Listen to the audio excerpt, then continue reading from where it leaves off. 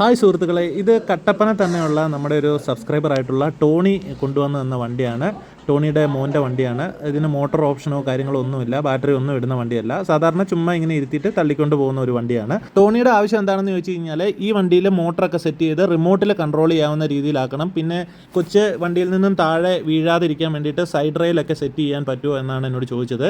അപ്പം ഞാൻ ടോണിയോട് പറഞ്ഞത് ഇതുപോലുള്ള വണ്ടികൾ മോട്ടോർ വെച്ചതൊക്കെ വരുന്നുണ്ട്, ചെറിയ വിലയൊക്കെ ആവത്തുള്ളൂ, 3,000-4,000 രൂപയൊക്കെ ആവത്തുള്ളൂ. ഇപ്പം നമ്മളിങ്ങനെ ചെയ്തെടുക്കണമെങ്കിലും ഏകദേശം ആ ഒരു എക്സ്പെൻസ് വരും. കാരണം ഒരു ഓപ്ഷനും ഇല്ലാത്ത വണ്ടിയിലേക്ക് ഇതിൻ്റെ സ്പെയറുകളെല്ലാം motor, mother board, charging socket, ഇതിൻ്റെ മ്യൂസിക് ബോർഡ് എല്ലാം സ്പെയറായിട്ട് മേടിച്ച് ഇത് റീസെറ്റ് ചെയ്തെടുക്കുമ്പോഴത്തേക്കും ഏകദേശം പുതിയ വണ്ടി മേടിക്കുന്നതിൻ്റെ തന്നെ പൈസയാവും. അപ്പോൾ അങ്ങനെ ഒരു ഓപ്ഷൻ പറഞ്ഞിരുന്നു.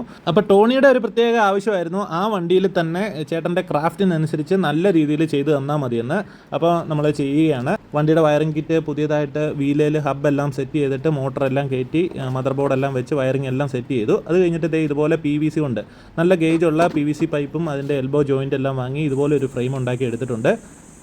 Music board, key set, light കാര്യങ്ങളെല്ലാം ചെയ്തെടുത്തിട്ടുണ്ട്. എന്നിട്ട് ആ PVC ഫ്രെയിമിൽ ഇതുപോലെ പ്ലാസ്റ്റിക് പ്രൈമർ അടിച്ച് ബ്ലാക്ക് പെയിൻ്റൊക്കെ അടിച്ച് ഫിനിഷ് ചെയ്തെടുത്തിട്ടുണ്ട്. നമുക്കിത് ഇതുപോലെ വെച്ചിട്ട് നട്ട് ബോൾട്ട് ഇട്ട് അത് ഫിക്സ് ചെയ്യണം. നല്ല സ്ട്രോങ് ആയിട്ട് തന്നെ ഇരിക്കണം. അടിയിൽ നമുക്ക് ആക്സിലേറ്റർ പെഡലൊക്കെ വരുന്നിടത്ത് ഇതുപോലെ ഒരു പ്ലാറ്റ്ഫോം ഉണ്ടാക്കി അതിൻ്റെ അകത്ത് സെറ്റ് ചെയ്തിട്ടുണ്ട്. അതിൻ്റെ അകത്താണ് നമ്മൾ ആക്സിലേറ്റർ സ്വിച്ചൊക്കെ സെറ്റ് ചെയ്തേക്കുന്നത്. അപ്പോൾ അതിനൊരു ബ്ലാക്ക് കളറൊക്കെ അടിച്ചു കൊടുക്കുന്നുണ്ട്. ഇതുണ്ടോ വണ്ടിയുടെ ഫൈനൽ ലുക്ക് ഇങ്ങനെയാണ്.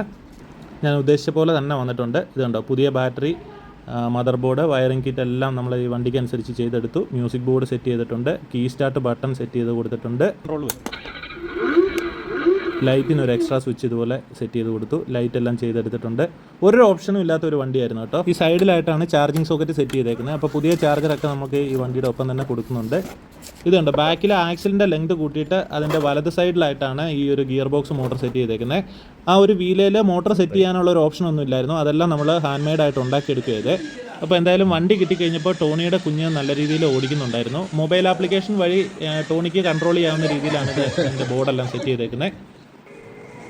നമ്മൾ ആ PVC കൊണ്ട് ഒരു ഫ്രെയിം ഉണ്ടാക്കി അതിൻ്റെ സൈഡിൽ സെറ്റ് ചെയ്തേക്കുന്നതുകൊണ്ട് തന്നെ കൊച്ച് നിലത്തേക്ക് വീഴാനുള്ള ഒരു സാധ്യതയും വളരെ കുറവാണ്. സുഹൃത്തുക്കളെ, മുമ്പ് നമ്മൾ ചെയ്തിട്ടുള്ള പല വർക്കുകളും കമ്പയർ ചെയ്യുമ്പോഴത്തേക്കും ഇത് അത്ര വലിയ വർക്കൊന്നുമല്ല, ചെറിയൊരു വർക്കാണ്. എങ്കിൽ തന്നെയും ഈ ഒരു ചെറിയ വർക്ക് ചെയ്തപ്പോൾ എനിക്ക് കിട്ടിയ സാറ്റിസ്ഫാക്ഷൻ ഒത്തിരി വലുതായിരുന്നു. കാരണം വെറുതെ തള്ളിക്കൊണ്ട് മാത്രം നടക്കാവുന്ന ഒരു ചെറിയ വണ്ടി ടോണി ആഗ്രഹിച്ച രീതിയിൽ മോഡിഫൈ ചെയ്ത് കൊടുക്കാൻ എനിക്ക് സാധിച്ചിട്ടുണ്ട്. അതിലൊക്കെ ഉപരി ഈ ഒരു കുട്ടിയുടെ സന്തോഷത്തിൻ്റെ ഭാഗമാകാൻ കഴിഞ്ഞു എന്നുള്ളതാണ് ഏറ്റവും വലിയ കാര്യം.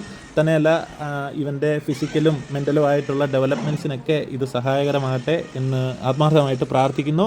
അപ്പോൾ thank you for watching this video. Thank you.